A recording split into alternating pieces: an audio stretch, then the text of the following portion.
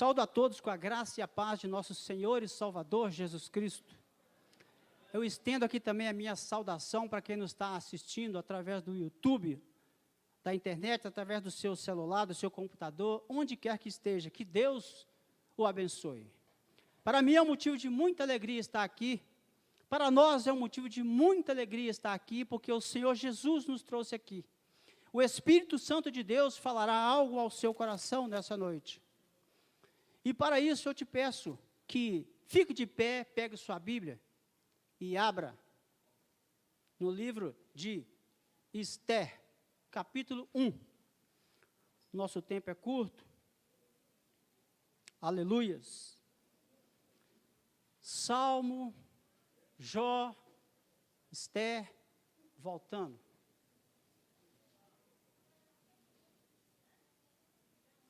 Aleluias. Esther, capítulo 1, os versículos é de 1 a 4.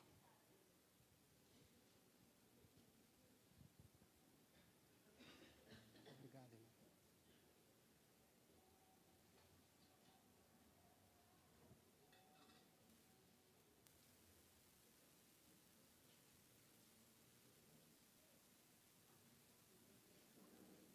Amém? Que diz assim: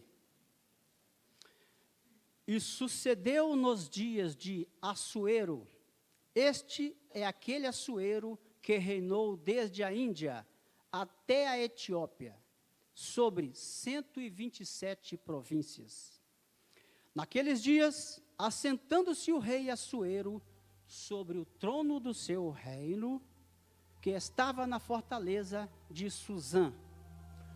No terceiro ano do seu reinado, fez-se um convite a todos os seus príncipes e seus servos, o poder da Pérsia, e os maiores senhores da província estavam perante ele, para mostrar as riquezas da glória do seu reino e o esplendor da sua excelente grandeza, por muitos dias, a saber, 180 dias. Até aqui, feche seus olhos, curve sua cabeça, eleve seu pensamento a Deus.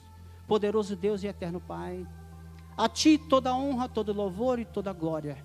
Nós declaramos, Senhor, a Tua grandeza, o Teu poder, o Teu amor para conosco. Deus, em nome de Jesus, nós declaramos que o Senhor é o nosso Deus. Com a nossa boca nós declaramos que Jesus é o nosso Salvador. Eu peço ao Espírito Santo de Deus que trabalhe no nosso meio nessa noite. É o que eu te peço, Senhor Deus, e agradeço no nome de Jesus, teu Filho amado. Amém. Podeis assentar.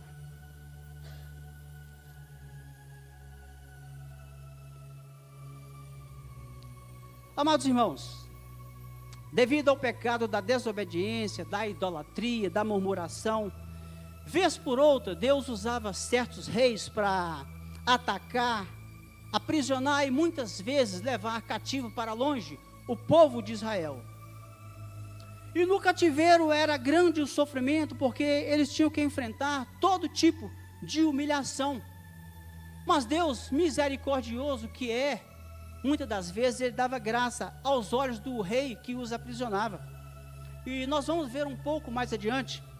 E eu preparei uma mensagem, e ela traz por tema o banquete do rei. Segundo o dicionário bíblico, banquete é festa solene, refeição requintada, majestosa, grande. A Bíblia fala de um certo rei de nome Assuero. Esse Assuero me parece ser o mesmo que Artaxerxes, do tempo de Neemias.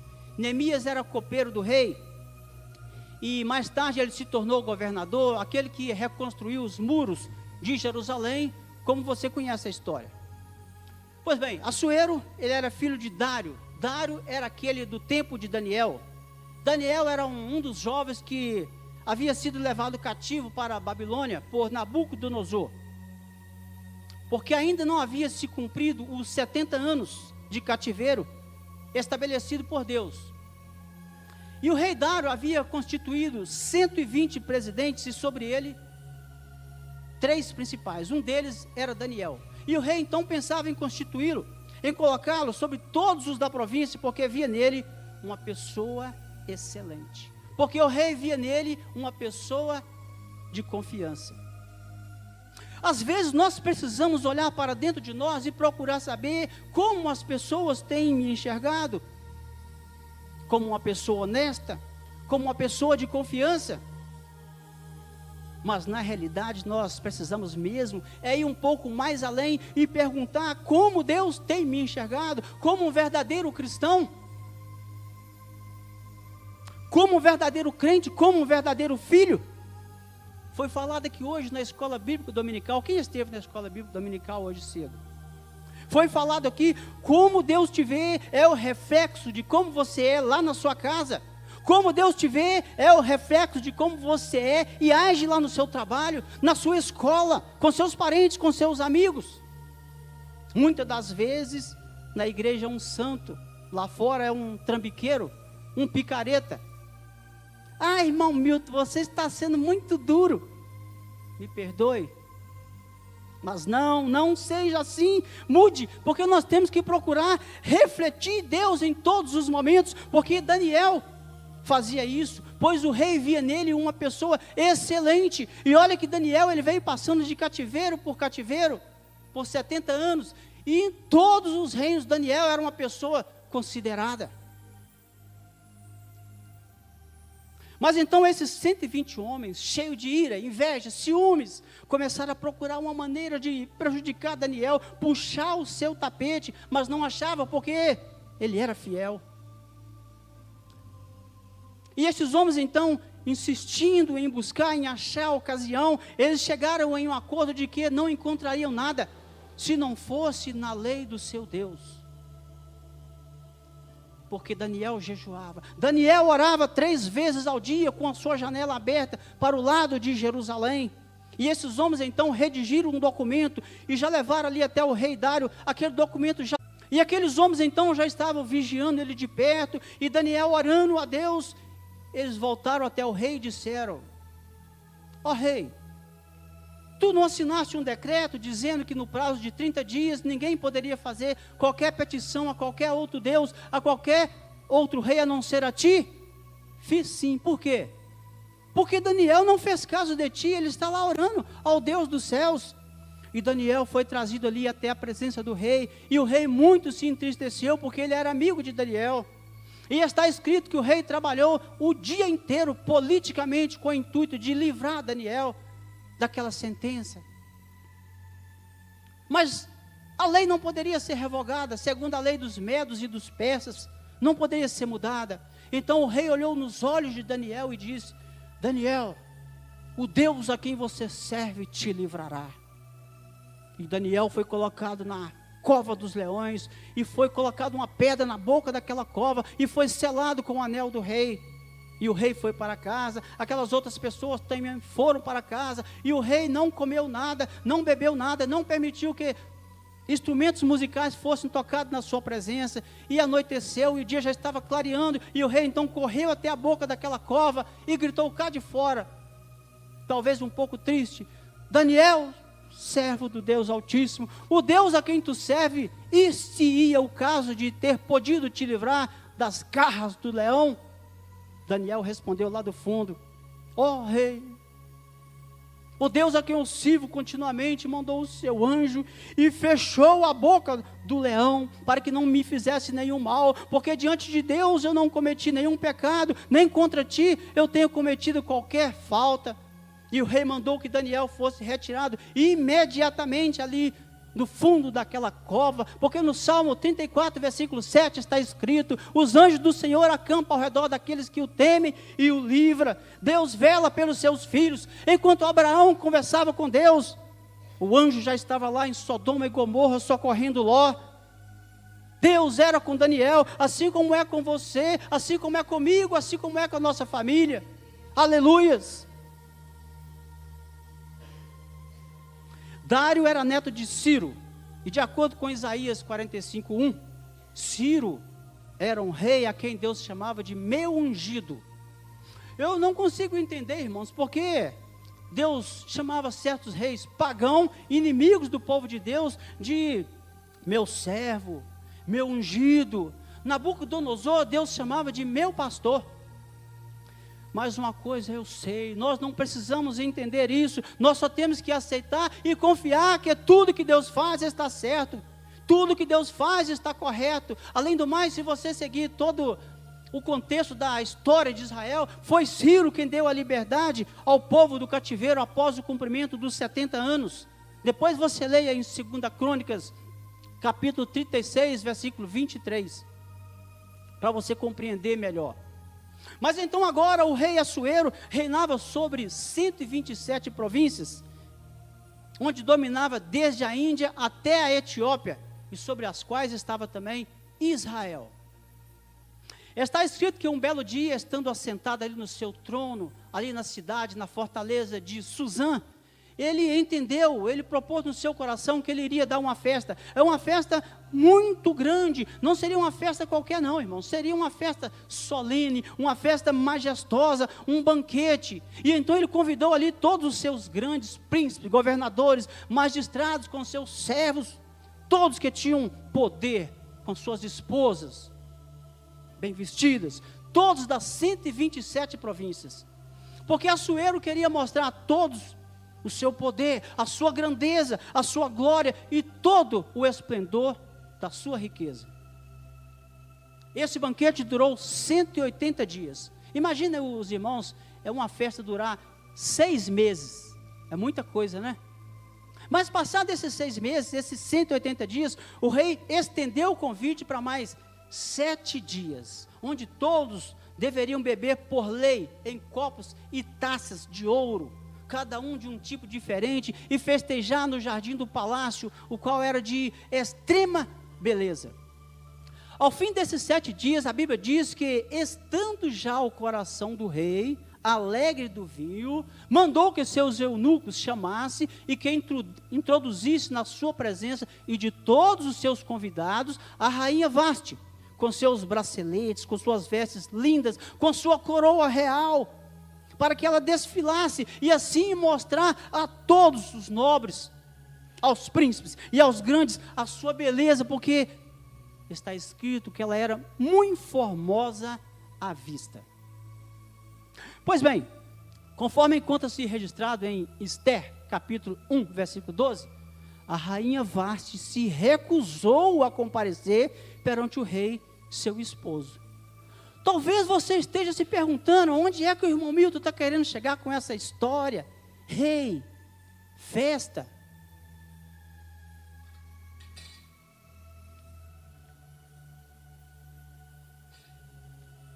Irmãos, eu contei toda essa história, mas foi para chamar a sua atenção para uma outra festa que vai ter, uma grande festa que haverá no céu.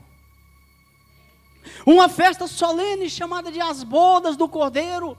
Boda significa festa de casamento. E sabe de uma coisa, irmãos, eu e você, nós somos o convidado de honra, nós somos o convidado especial. Eu não sei quantos dias vai durar essa festa, eu só sei que será mais de 180 dias.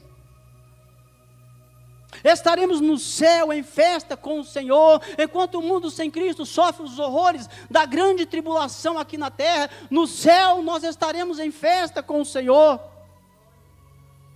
No céu ocorrerá o casamento de Cristo com a igreja, espiritualmente falando, porque em Apocalipse 19:7 está escrito: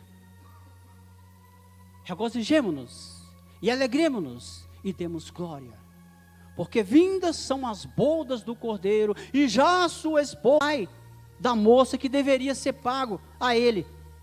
Exemplo, tanto ciclo de ouro, tanto ciclo de prata, tantas ovelhas, tantos bois, um pedaço de terra.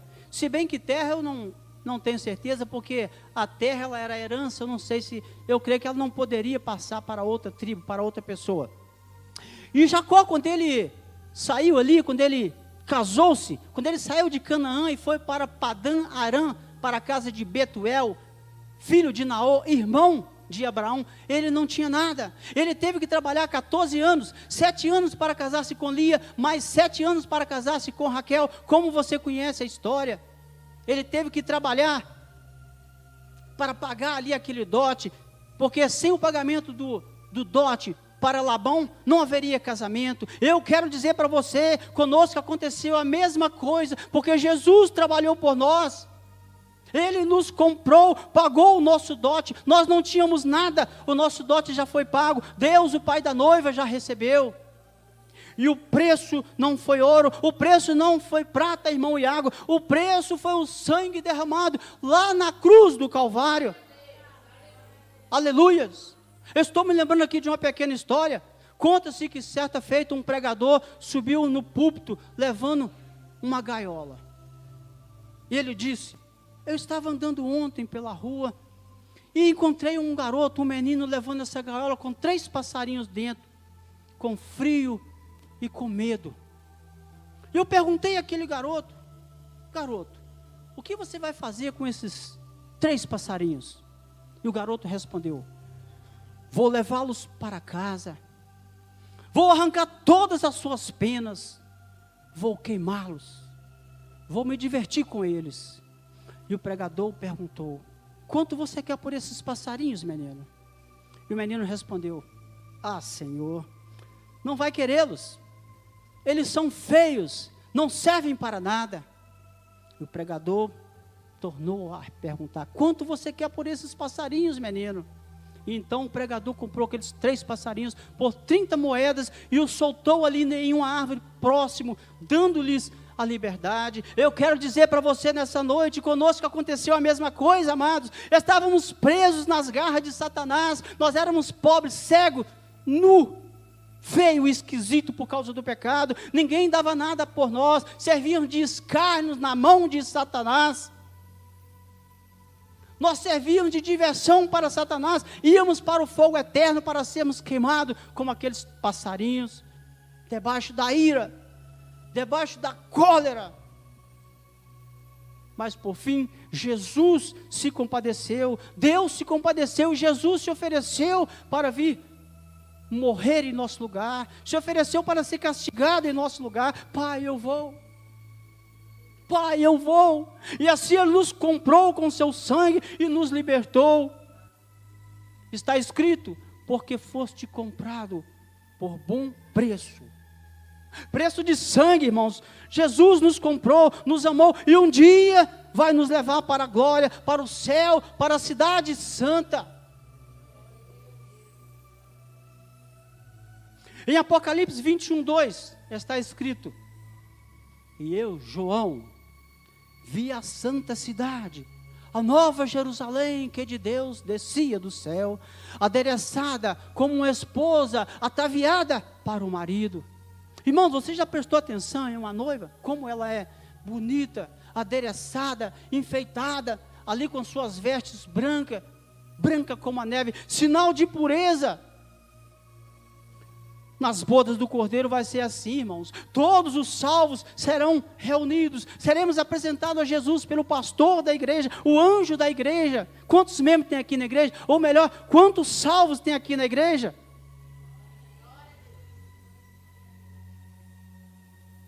Um dia, o pastor Salmão, ele vai dizer: está aqui, Senhor Jesus, as ovelhas que o Senhor confiou a mim. E Jesus vai receber e vai apresentar-nos a Deus: está aqui, ó Pai, as ovelhas que confiaste a mim, nenhuma delas se perdeu. Eu estarei ali no meio, irmãos, e você também vai estar. Mas o mundo aí fora não entende, o não crente ele não entende, que chega até a perguntar: mas como é que é isso, aceitar Jesus, ser crente, volta de Jesus, reino dos céus? Eu respondo: o reino dos céus será semelhante a 10 virgens, que tomando as suas lamparinas, saíram ao encontro do esposo. Essas 10 virgens provavelmente deviam ser amigas da noiva ou do noivo. Porque assim, irmãos, era o costume da época. E segundo a tradição, eu pesquisei, elas esperavam na casa da noiva a chegada do noivo para juntos saírem pelas ruas. A cerimônia de casamento sempre começava à tarde e depois a noiva, o noivo e todos os convidados saíam pelas ruas com achotes, com lamparinas, saudando, cantando, tocando músicas e dando felicitações ao novo casal. Essa festa durava 3, 4 e até 7 dias. Mas essas 10 virgens, todas elas tinham lamparinas com azeite. Mas está escrito que somente 5 delas não tinham azeite suficiente. A chamada ali de prudentes tinham azeite de reserva, as outras 5 não tinham. Elas eram chamadas de loucas. O azeite simboliza o Espírito Santo. Será que nós, eu e você, será que nós temos azeite de reserva? Reserva significa crédito, como um dinheiro que você deposita no banco, e quando você precisa, você vai lá e saca. Se você não tem crédito, se você não deposita, como você vai sacar lá no banco aquilo que você não tem? Crédito. Nós temos que dar testemunho da nossa fé. Não basta você ser só crente, os outros têm que ver que você é crente, através do seu testemunho, através do seu modo de ser, através do seu modo de agir e de falar. Você conversando com uma pessoa no mundo aí fora, com menos de 5 minutos, você sabe se essa pessoa é crente, se ela é um servo de Deus, se ela tem um princípio ou não, porque a própria fala da pessoa denuncia palavras torpes. Lembre-se, o diabo observava Jó, 1 Pedro 5,8, sede sóbrio e vigilante, porque o diabo, vosso adversário, anda em derredor, bramando, rugindo como leão, buscando a quem possa tragar. Mas eu quero te lembrar, o diabo anda ao nosso derredor, mas ao nosso redor está o anjo do Senhor, nos guardando, nos livrando com sua poderosa mão. Você lembra de Daniel? A nossa lâmpada tem que permanecer acesa, porque quando vier as lutas, quando vier as dificuldades, a escuridão, elas não podem se apagar. As lutas, as provas, ela vem para nos fazer crescer. Aquela pipa, aquele papagaio da criança lá na rua, ou no sítio do seu avô, no mês de agosto, ela precisa de um vento contrário para poder subir. As dificuldades, o vento contrário, as lutas que vêm sobre nós, é para nos fazer crescer, é para nos fazer subir na presença do Senhor. Lendo a Bíblia, orando, consagrando. Você tem azeite? As 10 virgens, todas eram crentes, pois todas tinham azeite. E o interessante, irmão Flávio, todas as 10 dormiram. Irmão, se você tem azeite, você pode descansar sossegado. Se você tem azeite, você pode dormir tranquilo. Ei, aquele que habita no esconderijo do Altíssimo, a sombra do Onipotente descansará. Em outro lugar, Davi diz: em paz me deitarei e dormirei, porque só tu, Senhor, me fazes habitar em segurança. Mateus 25, 5. E tardando o esposo, tosquenejaram todas e adormeceram. E aí então, de repente, todas as lâmpadas começaram a se apagar, e aquelas 5 virgens loucas começaram a entrar em desespero, foram até as suas amigas e falaram: dê-nos um pouco do vosso azeite, as nossas lâmpadas estão se apagando. E elas falaram: não, nós não podemos te dar, porque senão vai faltar para vocês e para nós também. Vá lá na venda, aqueles que vendem, e compre para vocês. E quando elas saíram, irmãos, quando elas foram comprar mais azeite, ouviu-se um clamor, ouviu-se um barulho e uma voz que dizia: aí vem o esposo, sai-lhe ao encontro. Jesus voltou e você ficou de fora. E agora? Devemos estar sempre vigiando, pois não sabemos o dia, porque não sabemos a hora que Jesus vai voltar. Está escrito que ele virá como um ladrão de noite. Se eu soubesse a que hora o ladrão ia vir roubar a minha casa, meu carro, minha moto, eu vigiaria, eu não deixaria ele roubar. Jesus vai voltar. E quando ele voltar, irmãos, eu não sei te explicar a sequência, a ordem das coisas, como irá acontecer. Mas eu só sei que os que morreram em Cristo ressuscitarão primeiro, depois nós, os que estivermos vivos, seremos arrebatados, a encontrar o Senhor nas nuvens, a encontrar o Senhor nos ares, e assim estaremos para sempre com o Senhor. Mas se descuidarmos, corremos o sério risco de ficarmos para trás, corremos o sério risco de ficarmos de fora, como aconteceu com aquelas 5 virgens loucas, ou imprudentes, porque quando foram buscar mais azeite, o esposo chegou. Todos entraram para as bodas, todos entraram para a festa, e elas não. Porque se eu me desviar e for buscar o que o mundo oferece, sei lá o quê, se você afastar dos caminhos santos do Senhor e foi comprar o que o mundo oferece, Jesus poderá voltar nesse meio tempo e você ficar de fora. Se descuidarmos, virão outros e tomarão o nosso lugar. Está escrito: e virão do Oriente, virão do Ocidente, do Norte e do Sul, e assentar-se-ão à mesa do reino dos céus, e nós os filhos ficaremos de fora. Na ordem das coisas que irão acontecer depois das bodas, nós vamos morar no céu, na cidade de ouro. E por falar em cidade, irmãos, eu pesquisei, segundo os estudiosos, somente a título de curiosidade, será uma cidade muito grande. Imagina aí uma caixa quadrada enorme descendo do céu, com as mesmas medidas, tanto de comprimento quanto de altura. Uma caixa enorme. E segundo os especialistas, essa cidade ela vai medir 4.928.000 quilômetros quadrados, mais 400 quilômetros. Quase 5 milhões. Imagina. Alguns anos atrás eu fui no Mato Grosso, no Pantanal pescar. Nós gastamos 2.000 quilômetros só para chegar lá. 3 dias só viajando. Imagina a dimensão da cidade, 5 milhões. Ainda que seja em quilômetros quadrados. Eu pergunto, quantas casas pode caber nessa cidade? Mas Jesus nos disse, em João 14, versículo 2, 3. Da casa de meu pai há muitas moradas. Se não fosse assim, eu vou-lhe teria dito. Vou preparar-vos lugar. E quando eu for e vos preparar lugar, voltarei outra vez e vos levarei para mim mesmo, para que onde eu estiver, estejai vós também. Aleluias! Glória a Deus! Eu vou estar lá, irmãos, e você também vai. O nosso lugar está reservado, o nosso lar está preparado lá no céu, na glória.